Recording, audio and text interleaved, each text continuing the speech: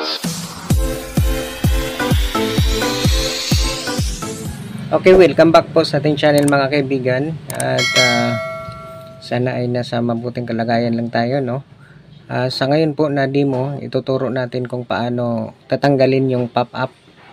Makikita nyo yan, no, mga kaibigan, yung itong sa gilid ay hindi natatanggal, no? Yan. So, paano kaya tatanggalin yon? Kasi parang nakakainis na na haharangan yung ang ating pinapanood.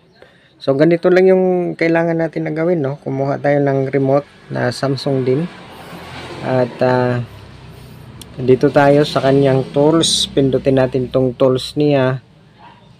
Tapos yan yung makikita natin pagka pinindot natin yung tools. Tapos baba lang tayo. Yang e-pop na yan naka-on. So enter natin, i-off natin yan. Yan, pagka off, enter. Ayun, off na siya, no? Tapos exit tayo.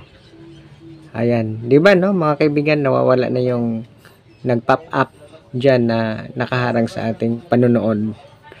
So sana may natutuhan kayo, no? At hanggang dito lang po yung tutorial natin.